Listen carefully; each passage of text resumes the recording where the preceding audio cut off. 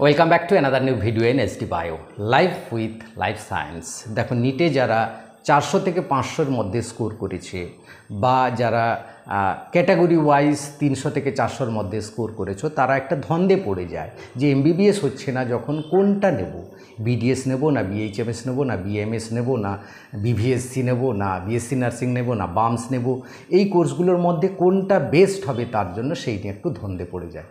এখন এই কোর্সগুলোর মধ্যে কোনটা বেস্ট বললে অনেকে বলবে যে প্রত্যেকটা কোর্সই ভালো। হ্যাঁ, প্রত্যেকটা কোর্স যে যার নিজের জায়গায় নিশ্চয়ই ভালো, তবুও প্রত্যেকটা কোর্সের মধ্যে কিছু মেরিটস ডিমেরিটস রয়েছে এবং এই মেরিটস ডিমেরিটসকেও একটা প্যারামিটারের উপর নির্ভর করে আমরা যদি আলোচনা করি তাহলে আমার জন্য কোনটা বেস্ট কিন্তু বেরিয়ে পড়বে এবং প্রত্যেকটা কোর্সের কাট অফও কত যাবে সেটাও নিয়ে আমরা বলবো।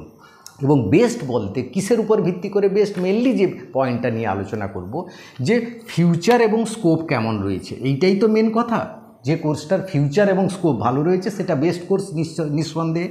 তার সঙ্গে আরেকটি জিনিস, যেটা হচ্ছে স্যালারি বা টোটাল ইনকাম কোনটাতে বেশি হয় সেটাই হবে নিশ্চয়ই বেস্ট কোর্স।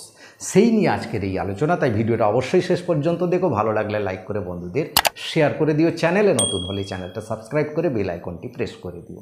দেখো, আমরা যে এই কোর্সগুলোর মধ্যে প্রথমেই আসি বিডিএসের কথা, কারণ বিডিএস এমন একটি কোর্স, এটা কিন্তু একটা স্পেশাল কোর্স। এমবিবিএসের পর আমার মতে বিডিএসটা কিন্তু বেস্ট তা কিন্তু নয়, কিন্তু আমি প্রথমে এটা আলোচনা করছি কারণ এই স্পেশাল কোর্স এমবিবিএসের মতো নয়। এমবিবিএসের পর যেমন হায়ার স্টাডি থাকে, এই স্পেশাল কোর্সে কিন্তু কোনো হায়ার স্টাডি থাকে না। বিডিএস হচ্ছে তাই একটা এমন একটি কোর্স যার পরে কোনো আর স্টাডি করতে হয় না এবং এখানে শুধুমাত্র দাঁত নিয়ে পড়াশোনা করা হয়। দেখো, এমবিবিএসে সমস্ত কিছু পড়ানো হয়, অথচ শুধু দাঁতকে নিয়ে পড়ানোর জন্য একটা স্পেশাল কোর্স করা হলো, সেটা হচ্ছে বিডিএস। এবং এখানে তুমি যদি 5.5 বছরের প্রত্যেকটা কোর্সই প্রায় 5 বছর বিএসসি নার্সিং বাদ দিয়ে এখানে তুমি যদি কোর্সটা কমপ্লিট করো, গভর্নমেন্ট জব পাও। যদিও গভর্নমেন্ট জবের এর খুব একটা অতটা ডিমান্ড নেই, তবুও বলবো গভর্নমেন্ট জব যদি পাও তাহলে এর স্যালারি এমবিবিএসের যা স্যালারি, এর স্যালারি বা অন্যান্য কোর্সগুলোর সঙ্গে একই রকম স্যালারি হবে প্রায়। এবং প্রাইভেট কলেজ ইনস্টিটিউটে তুমি যদি বিডিএস পাও তাহলে কিন্তু স্যালারি প্রায় বেশি নয়, 40 থেকে 45,000-এর মতো স্টার্টিং স্যালারি হবে। হায়ার স্টাডি, কোনো হায়ার স্টাডি করার দরকার নেই। অ্যাব্রোডে যাওয়ার কিন্তু বিডিএসে খুব বড় স্কোপ রয়েছে, অ্যাব্রোডে যেতে পারো। এবং তোমার বাড়ি যদি মেট্রোপলিটন সিটিতে হয় বা তোমার বাড়ির কেউ যদি বিডিএস ক্লিনিক করে থাকে আগে, তাহলে তোমার বিডিএস এক চান্সে নিয়ে নেওয়া হচ্ছে বেটার, কারণ বিডিএসের ক্ষেত্রে মেট্রোপলিটন সিটিতে কিন্তু সবচেয়ে ভালো স্কোপ রয়েছে গ্রাম বাংলার থেকে। এবং কোন কলেজ থেকে বিডিএস করবে, যদি গভর্নমেন্ট কলেজ পাও তবেই বিডিএস করবে, না হলে বিডিএস করবে না প্রাইভেট কলেজে। কারণ দাঁতের সমস্যা নিয়ে আমরা কজন প্রাইভেট বড় মেডিকেল কলেজে যাই বলো তো? যেমন কেউ দাঁত নিয়ে অ্যাপোলো হসপিটাল, আমরি হসপিটাল বা উডল্যান্ডে কেউ যায় না, খুব মারাত্মক সিচুয়েশান না হলে কেউ যায় না। তাই প্রাইভেট হসপিটালে তুমি যদি বিডিএস করো, তোমার কিন্তু ক্লিনিক্যাল এক্সপিরিয়েন্স হবে না। 1 বছর যে পুরো হাউস স্টাফ হিসাবে ইন্টার্নশিপ করবে, তাতে কিন্তু তোমার ক্লিনিক্যাল এক্সপিরিয়েন্স কিচ্ছু হবে না। তাই প্রাইভেট কলেজে তোমার বিডিএস করা যাবে না, যদি গভর্নমেন্ট কলেজ পাও করবে, না হলে কিন্তু করবে না। নেক্সট যেটা বলবো, আমার মতে বিডিএসের থেকে বেটার অপশান হবে তোমার বিএমএস। কেন না, এটা কিন্তু পুরোপুরি এমবিবিএসের মতো এবং ফিজিওলজি অ্যানাটমি যা এমবিবিএসের কোর্স সিলেবাস, এর কিন্তু হুবহু একই সিলেবাস, শুধু ফার্মাকোলজিটা পড়ানো হয় এলোপ্যাথির ক্ষেত্রে। এর ক্ষেত্রে কিন্তু শুধু আয়ুর্বেদিক পড়ানো হয়। হ্যাঁ, এলোপ্যাথিও টু সাম এক্সটেন্ট পড়ানো হয়। তাহলে একজন বিএমএস ডাক্তার পড়ে ডাক্তার যে হবে, সে কি এলোপ্যাথিটা ওষুধ লিখতে পারে না? হ্যাঁ, কিছু ওষুধ রয়েছে, কিন্তু সব ওষুধ নয়, কিছু ওষুধ লিখতেই পারে, তার পারমিশন করা আছে এবং ডক্টরও লিখতে পারবে সে তার প্রেসক্রিপশানের আগে। তাই এলোপ্যাথি প্রেসক্রিপশান করতে পারবে। এবার বিএমএস পরে কি সার্জারি করা যায় না? হ্যাঁ, অবশ্যই সার্জারি করবে। কয়েকটা স্পেশাল কোর্স আছে ফিল্ড, সেই ফিল্ডে সার্জারি করবে। এবং বিএমএস করার পর এর কিন্তু পিজি কোর্স করা হয়, যেটা হচ্ছে বিভিন্ন রকম স্পেশালিটি করা যায়, যেমন গাইনোকোলজিস্ট হওয়া যায়, চাইল্ড স্পেশালিস্ট হওয়া যায়, বিভিন্ন রকম স্পেশালিস্ট হওয়া যায়, যেমন এমবিবিএস করার পর করা যায়, এটার ক্ষেত্রেও কিন্তু করা যায়। এবং সেক্ষেত্রে এমডি বা এমএস যদি করে নাও, তাহলে সে কিন্তু এলোপ্যাথি ওষুধ প্রেসক্রিপশান করতে পারবে। অর্থাৎ বিএমএস করার পর তার দুটো ফিল্ড কিন্তু খোলা হয়ে গেল। তার পেশেন্ট, যা কারণ এখন পেশেন্টের উপর ক্রাইটেরিয়ার উপর নির্ভর করে যে পেশেন্ট কীটা চাইছে, তার উপর তোমার ক্লিনিকটা কেমন চলবে, ডিসপেন্সারি কেমন চলবে, সেটা ডিপেন্ড করবে। তাই এক্ষেত্রে কিন্তু ভালো স্কোপ রয়েছে। এবং বর্তমান কেন্দ্র সরকার বহু ভিডিওতে আমি বলেছি বিএমএসের উপর প্রচুর ফান্ড অ্যারাইজ করছে, প্রচুর রিসার্চ হচ্ছে, প্রচুর গবেষণা হচ্ছে এবং এটা একটা মডার্ন মেডিসিন হিসাবে ধরা হচ্ছে। মডার্ন মেডিসিন হিসাবে ধরা হচ্ছে। তাই এর কিন্তু ফিল্ডটা ভালো হবে এবং ফিউচারে কিন্তু স্কোপ কিন্তু ফিউচার এবং স্কোপে কিন্তু খুব ভালো থাকবে। কাট অফটা আমরা একটু পরে আসছি, সমস্ত কাট অফগুলো একসাথে বলবো আমি। তাই বিএমএস আমার মতে এইগুলোর মধ্যে বিএমএস হচ্ছে বেটার চয়েস হবে তোমার জন্য। তুমি যদি পশ্চিমবাংলা গ্রাম বাংলার ছেলে হও বা শহরের ছেলে হও, তোমার জন্য বিবিএসসি অ্যানাদার একটা বেস্ট চয়েস, বেটার দেন বিডিএস। আমার মতে এমবিবিএসের পরে আগে আমরা যখন দিয়েছিলাম, আমি তো বিডিএস পেয়েছিলাম, করিনি, যাই হোক বাদ দাও। তো আমাদের সময় এমবিবিএসের পর বিডিএস ছিল।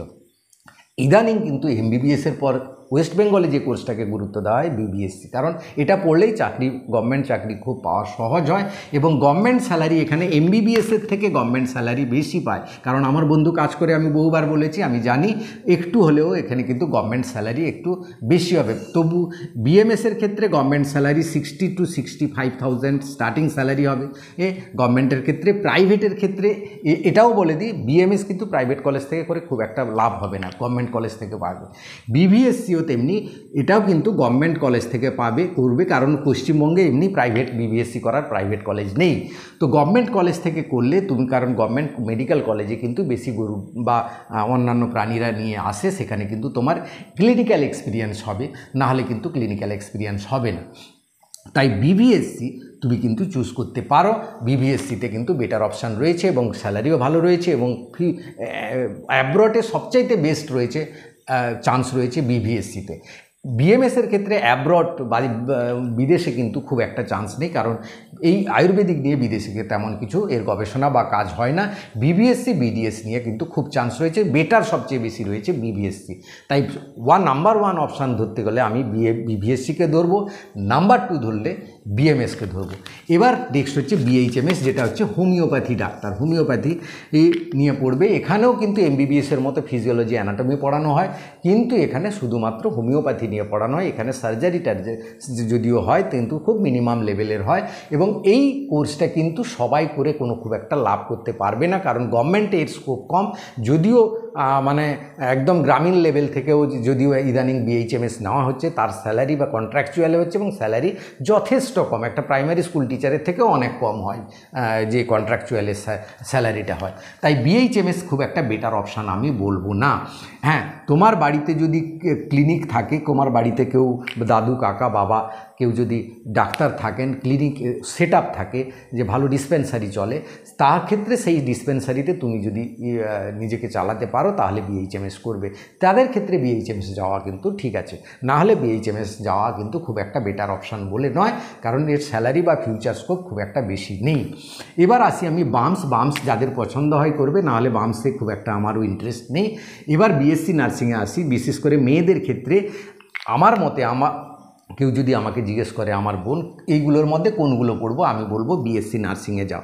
কারণ নিট থেকে যদি বিএসসি নার্সিং কেউ চান্স পায়, সে যে বেটার কলেজটা পাবে তাতে কিন্তু তার প্রচুর খুব ভালো ফিউচার হবে।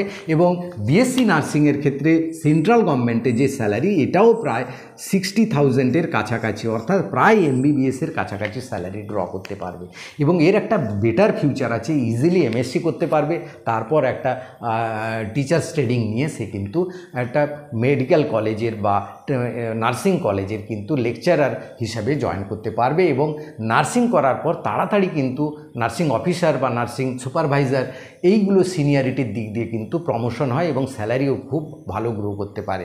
তাই এমবিবিএস না পেয়ে বিএসসি নার্সিং করাটা আমার মতে বেটার হবে মেয়েদের ক্ষেত্রে। এবার আসি কাট অফের কথা। দেখো, এবার বিডিএস নিয়ে বলি। দেখো, জেনারেলে যারা 500-র কাছাকাছি পেয়েছো তারা চান্স পাবে। ওবিসির ক্ষেত্রে 480, এসসির ক্ষেত্রে 360, এসটির ক্ষেত্রে 200 এবং ইডব্লিউএসের ক্ষেত্রে 450। দেখো, বাকিগুলো কোর্স ওয়াইজ যে কাট অফ সেটা তোমরা স্ক্রিনে দেখে নাও, কারণ এর আগে বহুবার আলোচনা করেছি, তাই আর আলোচনা করছি না। তোমরা যে কোর্সটা ইন্টারেস্টেড সেই কোর্সটার কাট অফটা দেখে নাও।